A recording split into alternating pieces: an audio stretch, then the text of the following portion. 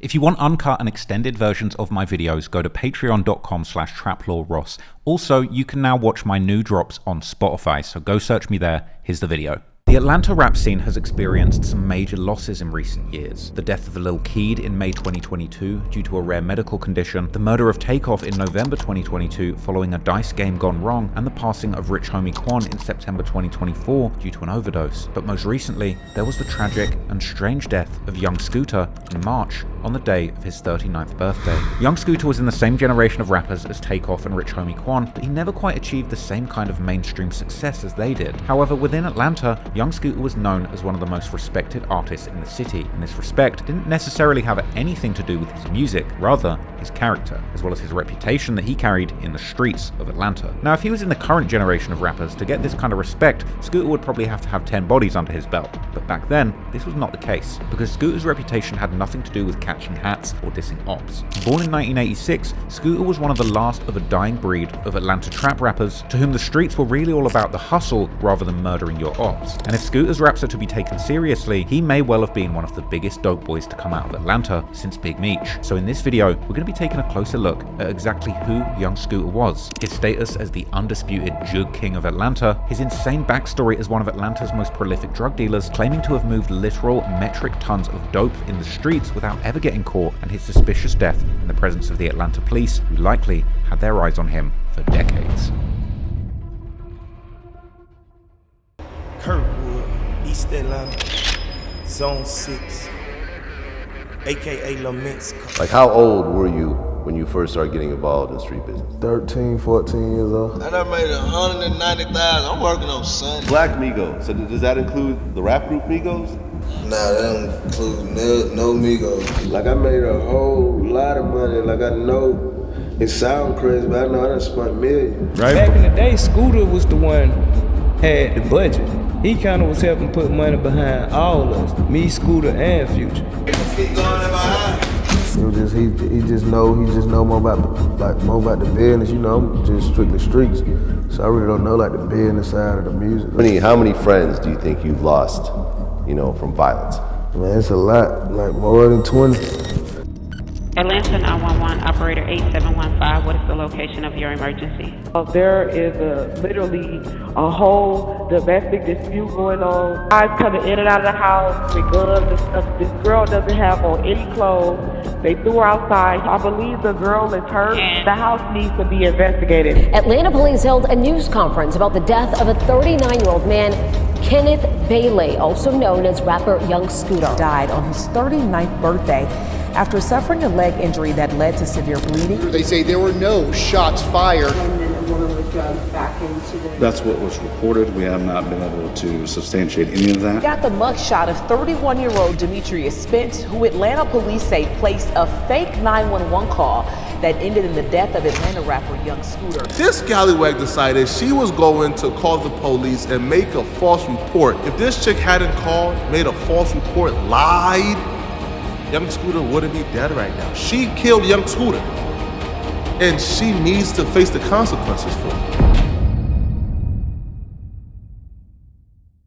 You know what it's like when you're trying to handle some important business, flying in and out of the country, putting in that work. But imagine landing in a country where you can't get data and missing out on an important call from the plug. Well, today's sponsor, one of my favorite eSIM companies, Saley, has got you covered. I just touched down in Colombia, but my SIM isn't working now. I'm a bag fumbler.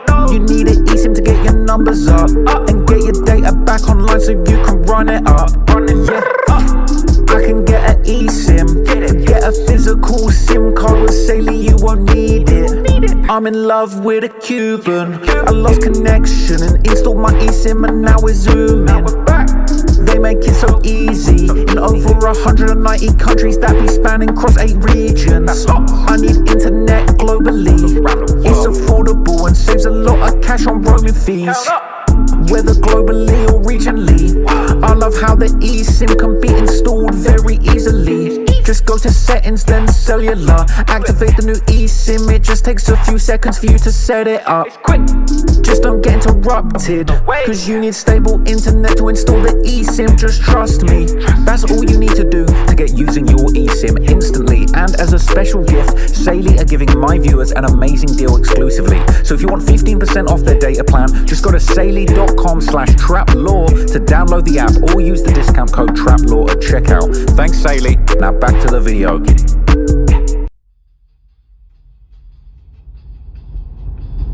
Young Scooter, real name Kenneth Edward Rashard Bailey, was born on March the 28th, 1986 in Walterboro, South Carolina, a small town of less than 6,000 people. But when he was just 9, his family moved to Atlanta, Georgia, more specifically, the Kirkwood neighborhood in East Atlanta, aka Zone 6, an area that's sometimes been referred to as Little Mexico, but not because the community had a large Latino and Hispanic population. In fact, Kirkwood used to be a majority black area during young Scooter's childhood, but it's since become increasingly gentrified like many neighborhoods in Atlanta and is currently majority white and middle class. But anyway, the name Little Mexico appears to come from the fact that the residents there considered themselves to be hardworking and community-oriented like Mexicans, but also because it was a place where a lot of hustling was happening and where things could get very treacherous, just like in areas of Mexico that are run by the drug cartels. Kirkwood, East Atlanta, Zone 6, aka La Mexico.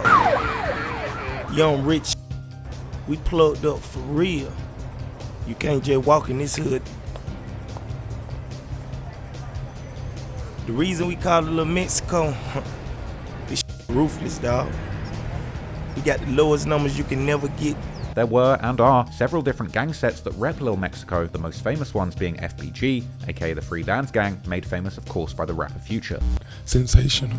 And their very close affiliates, the BMG, aka the Black Migo Gang, which young Scooter would begin to rep most when he got older. Interestingly, while Black Migo Gang was repping Little Mexico proudly, they would also become known for repping the American flag as their symbol. Young Scooter was raised by a hardworking mother who Scooter described as a hustler too, who knew the streets. And in his song 80s Baby, he would even rap that she was the plug, aka the top level dope supplier for their block back in the 90s. But Scooter had little to no connection with his father, who would apparently become a drug addict, as he would also rap in the same song. In his interview with DJ Vlad, Scooter would tell that he hopped off the porch when he was about 13 years old, meaning that he started hustling already in the late 90s. After all, his mum was the plug.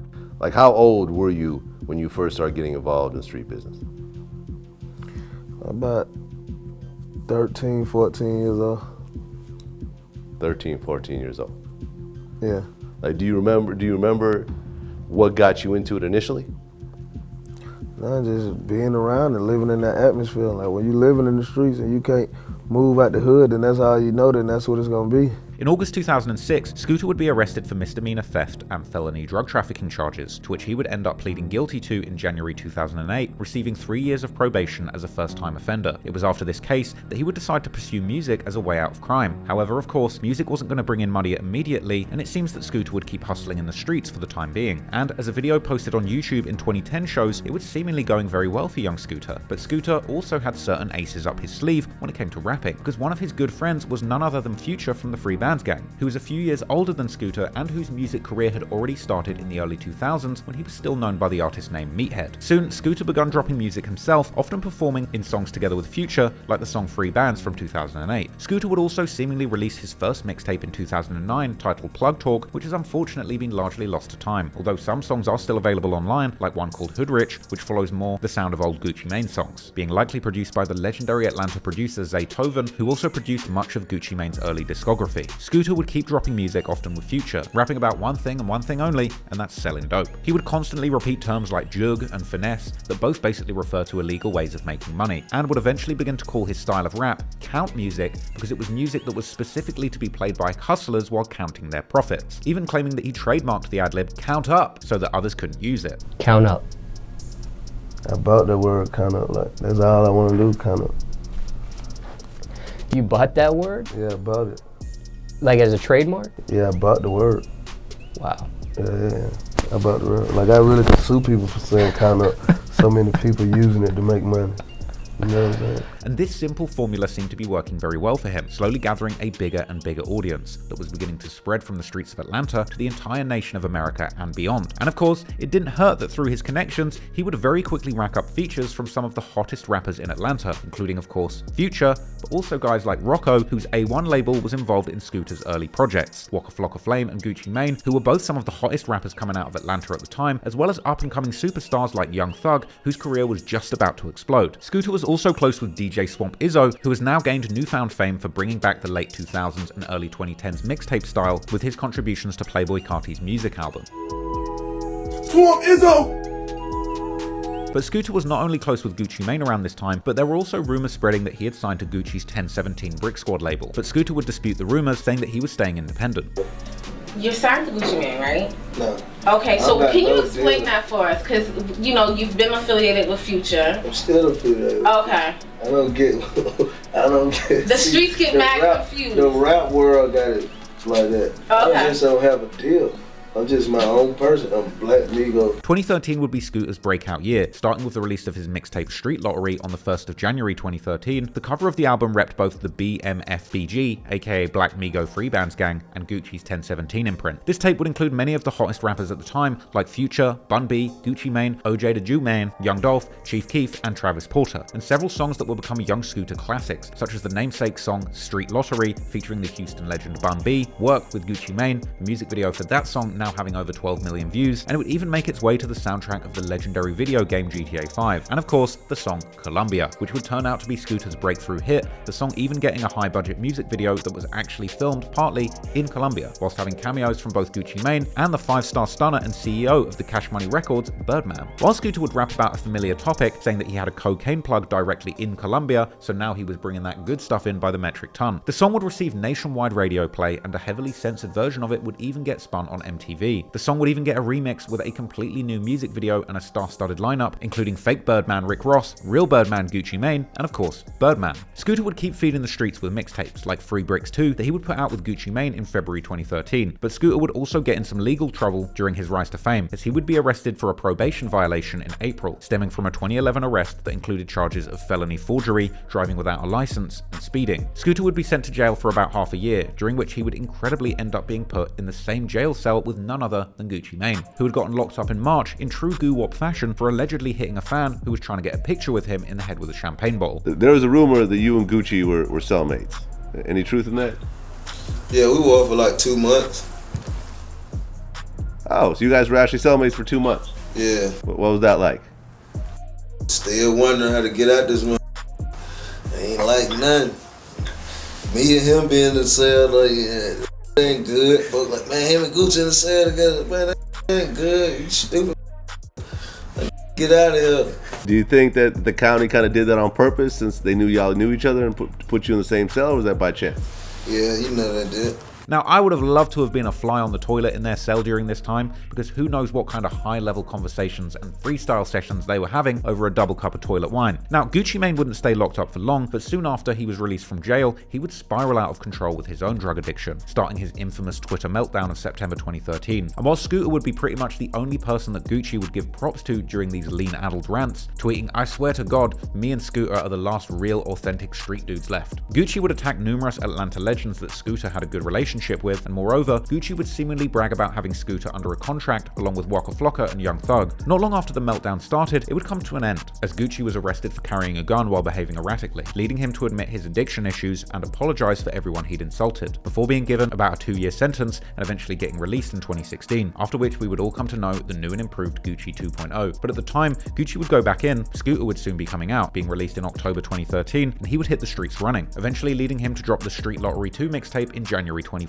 which again included features from numerous big-time artists like Future, Chief Keef, Cameron, Wiz Khalifa, and Young Thug. Scooter was getting increasingly close with Birdman around this time, and Scooter and Gucci's relationship would once again go through a rough patch, when Gucci would suddenly tweet from behind bars that he was trying to sell Scooter's management and artist contracts for $200,000. But young Scooter was never one to beef on social media, and when asked about Gucci by DJ Vlad later that year, Scooter would say that he still spoke with him regularly. So since last time we talked, Gucci got sentenced to a few years. Are you guys still talking? Yeah, I talked to him I ain't talked to him in a couple of weeks, but he good. Yeah, he just got sentenced. Okay, so you talked to him a few weeks ago.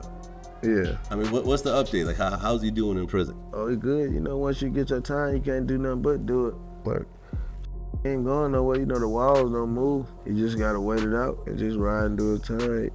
He say he good though. Scooter's relationship with Gucci would be one of the only personal issues that he would ever divulge publicly in any way. One of the last times being in the song Sushi in 2018, where Scooter raps how he's probably never going to make another song with Gucci. However, when fans would take this as a diss to Gucci, Scooter would deny this, saying how Gucci was one of the only real street guys left in rap. As Scooter was hitting it big time with songs like Columbia and Work, there would be some confusion with the name of his set, the Black Migo Gang, that he would often rep in his music. Given that the Migos, who were also from the metro Atlanta area, were perhaps the most popular rappers in the world at the time, and that Scooter had also done music with them, like the 2013 song Homes, where he begins his verse by rapping how he's Mr. Black Amigo. So Black Migos, that's your crew.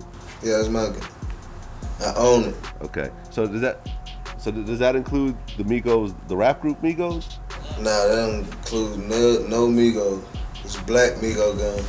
There's the Migos. Okay, because you've done work with the Migos before. Yeah, I have. But in 2015, the mainstream rap fans would get a much better understanding of Scooter's gang when Vice Media's noisy YouTube channel, in the aftermath of the great success of their 2014 series about Chicago drill scene, would make a similar series about the Atlanta trap scene. In episode 5, they would visit young Scooter at some of the main spots of his Black Migo gang, including the former Bixby Court Apartments at 1910 Bixby Street, at the time known as the Kirkwood Apartments. These apartments would actually be demolished not long after Noisy's visit and replaced with luxury condos that even have a large pool in the courtyard. They would also visit the Edgewood Court Apartments in Edgewood, a neighborhood directly west of Kirkwood, where Scooter would seemingly live at least in 2011, as can be seen from his arrest records. These apartments have also received a bit of a facelift since the show was filmed. Scooter would keep putting out several mixtapes per year, like Jugg Season in January 2015, the collaborative project Juggathon with the producer Zaytoven in May, and Married to the Streets 2 in November. In 2015, he would also finally become a fully free man, as he would get off probation for the first time since 2011, but unfortunately in October, reports would surface that Scooter had gotten in a serious altercation at the infamous Magic City strip club, where he had allegedly robbed another rapper, leading to a confrontation and shootout with some off-duty police officers who were working as security, which ended with Scooter getting shot in the foot. On Reddit, Scooter's fans would hilariously react to the news by quoting his lyrics, showing that he had become known for his unadulterated stories from the streets. Fortunately, this story would seemingly turn out to be complete cap, because having a shootout with the cops would have definitely sent Scooter back to the same cell with Gucci. And unlike Gucci, we probably wouldn't have gotten a buff version of him coming back out a few years later.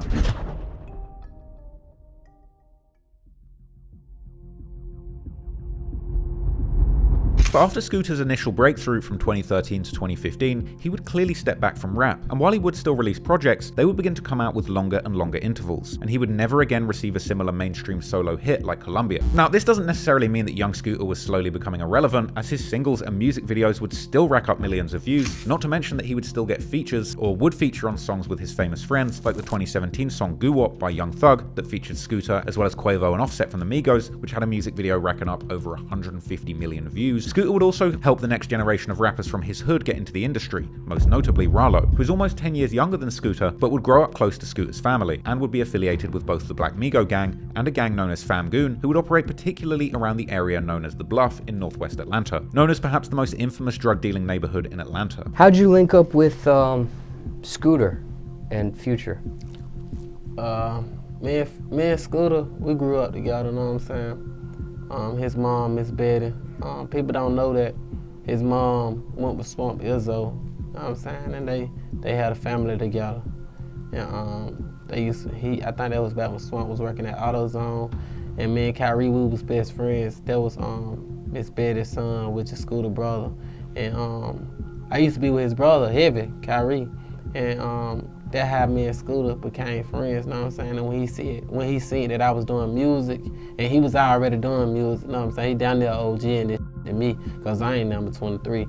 So when he found out I was doing the music, he was 100% behind me, know what I'm saying? And he gave me all he got, know what I'm saying? His dudes be around him every day, but I used everything that he was able to give me to my advantage, know what I'm saying? But clearly Scoot was not putting a similar emphasis on his own rap career as he once was, which got some fans thinking that young Scooter actually never stopped jugging and finessing in these streets. If that's true, Scooter might just have been one of the best trappers out of Atlanta, because besides some of his early cases, he surprisingly had very few problems with the law, as the Guardian reporter George Cheedy noted recently. Even when Rallo and his crew would go down in a 2018 drug bust that was major, many sites reported on the case, highlighting him as a Black Migo Gang member. Young Scooter would seemingly skate by without any relation to this case, but if Scooter's lyrics are to be believed, he was literally running a drug empire like Pablo Escobar. Already in his early songs, Scooter would rap about how he always kept at least $60,000 in his pocket, and that was his jug money, aka his money to buy the next pack of drugs. And even back then, he would mention jugging all the way overseas to get the packs into America. And of course, being from Little Mexico, Scooter would apparently have plugs across the border too, saying how his essay made him a millionaire all the way back in 2012, when the rap money was certainly not doing that good for young Scooter. Back in the day, Scooter was the one had the budget. Right. And he the one was kind of his dude Ty. He kind of was helping put money behind all of us. Me, Scooter, and Future. Scooter would also mention how he kept bricks of dope in every trash can in Mexico, this likely referring to the neighborhood of Little Mexico, not the entire nation of Mexico, unless. As well as saying that he was road running drugs all the way to New York. And of course, by the time Scooter was beginning to make some real money with rap in the dope game, he had apparently been moving metric tons and was making $1 million runs in Colombia with his plug named Hector, who he would apparently teach how to remix the coke, I assume using different cutting agents to increase the quality. And if Scooter was truly better at that than the Colombian cartels, then he definitely earned his reputation as the Jugg King. But Scooter wasn't just selling drugs. He would often call himself a talking drug who had $1 million drug habit of his own, although he would also mention that the money he made from drugs was so much that it could land him on the Forbes list. So a couple $1,000s for a pint here and there would hardly hurt his pockets. But when Scooter began to slow down his musical output, if anything, his raps about jugging became more detailed, often mentioning specific numbers that his drug deals involved, showing that if Scooter hadn't become a rapper or a professional juggernaut, he could have easily become a mathematician. And when he wasn't a talking drug, he was the human calculator. In his later days, after being on a years-long juggathon, Scooter would reach a well-deserved OG status, which he would reflect on in his music, savoring the impact that he had left and the accolades that he had earned. In all seriousness though, although Scooter might not have been the most thought-provoking lyricist or the most unique rapper artistically, the type of drug dealer raps that he made very well. He had become arguably one of the most respected rappers in Atlanta, not because of his music, but because of the way that he carried himself and conducted himself around his peers and in the streets. And whether or not he was really involved in the rap game or the trap game, he was clearly a gifted businessman, which is all he ever seemed to want to be. But sadly, in 2025, his life would come to a tragic end. On March the 28th, young Scooter was celebrating his 39th birthday, reposting birthday wishes that he was getting from family, friends, and fans. But then at approximately 5:23 p.m., Atlanta police would respond to a 911 call reporting a domestic dispute on the William Nye Drive, located in the Lakewood Heights suburb in South Atlanta. The caller would report that a naked woman was beaten and dragged inside, and 7 armed men were in the house, and that she had heard 3 gunshots fired, suspecting that the house was involved in drug dealing and prostitution. Tell me exactly what happened.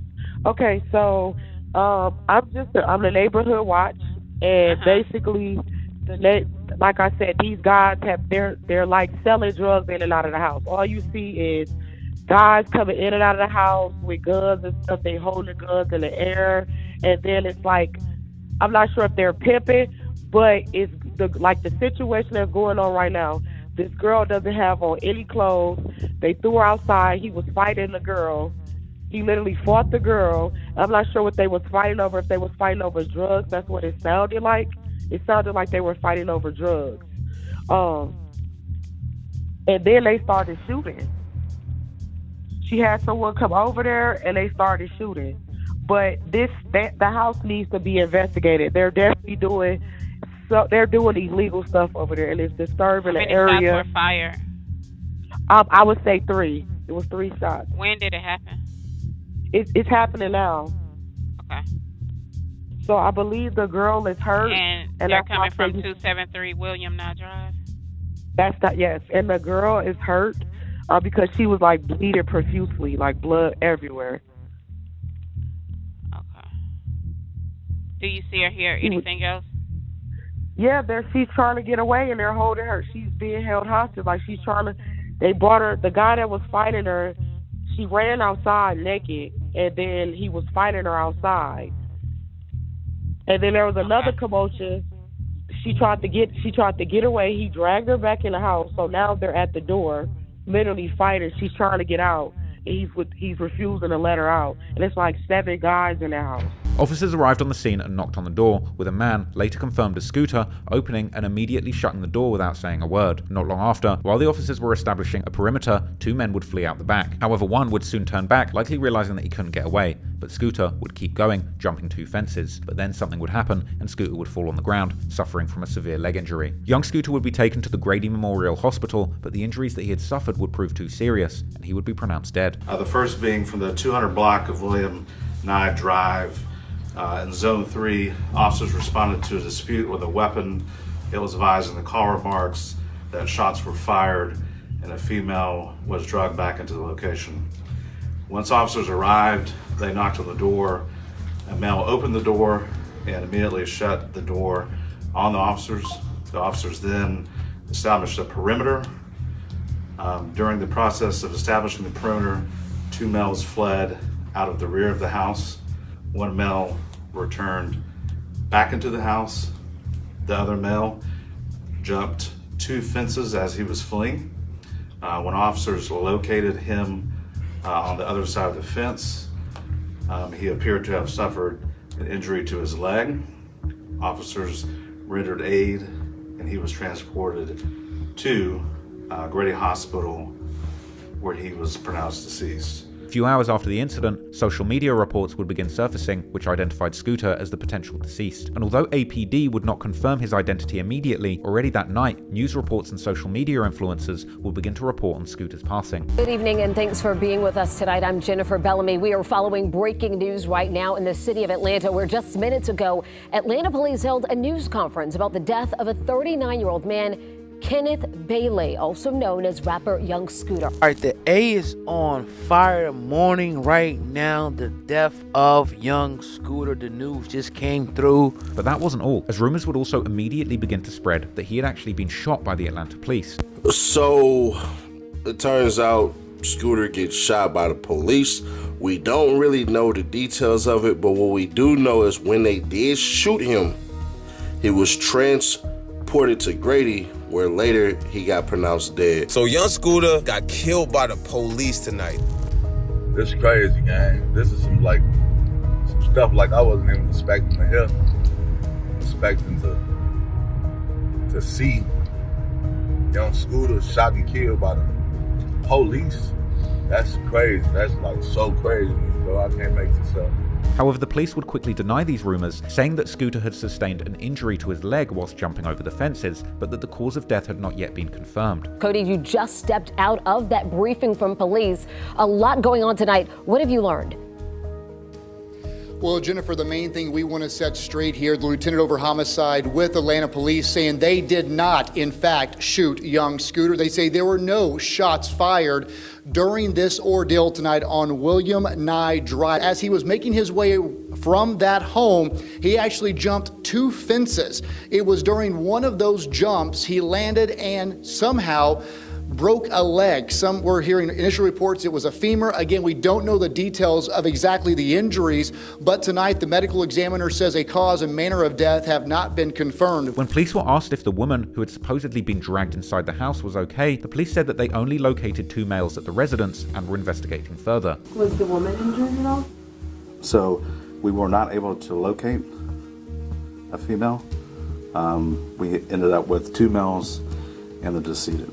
Outside of the residence, and then a woman was drugged back into the... That's what was reported. We have not been able to substantiate any of that, which is also a part of our investigation. Meanwhile, Scooter's peers from the Atlanta rap scene would begin posting tributes to him, including his good friends like Future and Young Thug, as well as the younger generation like Playboy Carti, and even Carti's arch nemesis Ola Runt, this being yet another example of how Scooter didn't participate in the beefs or pick sides in Atlanta politics. Surprisingly, even Rallo, who had just fallen out with Scooter due to Scooter not backing him up after Rallo was accused of snitching, would post that Scooter's death had messed him up, likely heartbroken that he hadn't been able to mend their relationship before Scooter passed. But most tragic of all would be young Scooter's son, who took to Instagram to call out the Atlanta police. Scooter's passing was both tragic and strange. How could he have died from such a freak accident, and why had the police even been called to the house in the first place? The following day, answers would begin to trickle in. Medical experts would give interviews to local news, explaining how Scooter's death due to a leg injury was rare, but possible. Well, the femoral artery is quite large, and it could, if you broke your femur and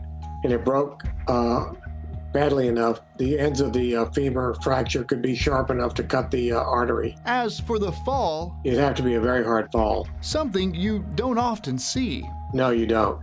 It's a relatively rare injury to have a femoral artery death. It's only about 10 to 15% of traumas, so it's not very high.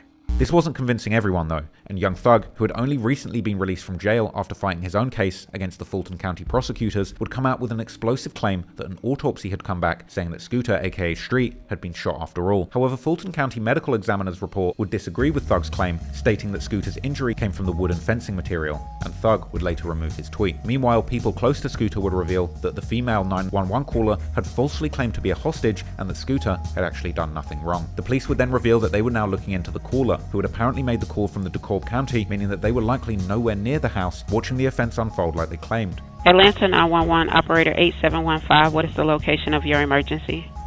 The location is with the transfer. The call was also placed from a so-called SOS phone, which was no longer on a cellular network, making identification of the caller very difficult. So they would release the 911 call to the public in the hopes that someone would recognize the caller. The following day, the caller herself would decide to go public, turning out to be a 31-year-old Demi Blanco, real name Demetria Spence, who had previously participated in the auditions of a Zeus streaming service's reality show called Baddies. This is the bad. You're doing too much talking, and you're not saying nothing. Let me tell you. Let her just interrupt you like that?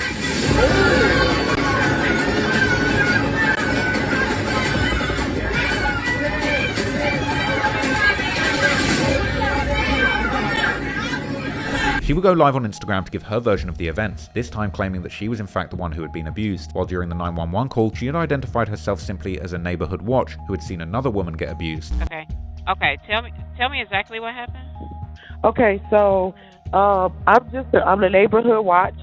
There's a reaction for every action. This is part A. You guys didn't have part A. You guys only had part B. And the narrative, it looks like I was trying to set this man up because you guys don't have part B. I'm giving you part B. I'm giving you what led up to the call. I was physically abused, so I called to protect myself. That's the issue. That's part A. I never had any intentions to get anybody hurt. I was the one that was getting hurt.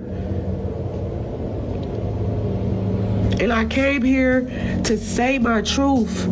That's it, that's all. I don't want no clout. I don't want anything. All these troll pages, y'all don't know me. None of y'all know me at all. At the end of the day, I'm a woman. And I was physically abused multiple times. The discrepancies between her 911 call and her explanation would anger many people who would accuse her of swatting young Scooter, with rumors spreading that she had been mad at one of Scooter's friends who had gone to his birthday party without her. I recorded this like 4 times already, bruh, because this makes me so mad. I'm trying to remain composed, all right? But this is just disgusting. This is Demi Blanco, aka Girl La La La La La La La La La La on Instagram, right? 5 Laws. So she is dating one of young Scooter's homies. Now, we're not gonna say who her boyfriend is, bro, because honestly, bro ain't do nothing wrong here. I don't even want to involve bro in his nonsense. So she's dating one of young Scooter's homie. Now, here's the thing. Young Scooter and his homie, they're supposed to have a kickback, a little party later that day for young Scooter. It's his birthday. She wasn't invited though. And because she wasn't invited, or because she couldn't come, this scallywag decided she was going to call the police and make a false report to get the event or party shut down preemptively before it even began, before that even pulled up. Imagine the type of witchcraft you have to be to call the police and make a report that flagrant at a house that your boyfriend is at. Knowing the history of Atlanta PD and private citizens, knowing how overzealous Atlanta PD is, at that point, making that call, you made the decision in your mind, you are content if Atlanta PD killed your boyfriend, as long as he ain't partying with no girls. If these rumors are true, this woman is next level evil, because based on all the things that she was claiming that were happening in the house. There was literally a shooting. There is literally a whole domestic dispute going on. These guys they're like selling drugs in and out of the house. All you see is guys coming in and out of the house with guns and stuff. They holding guns in the air. I'm not sure if they're pimping. This girl doesn't have on any clothes. They threw her outside. He was fighting the girl. And then they start the house needs to be investigated. They're definitely doing illegal stuff over there. That's not, yes. And the girl is hurt because she was like bleeding profusely, like blood everywhere.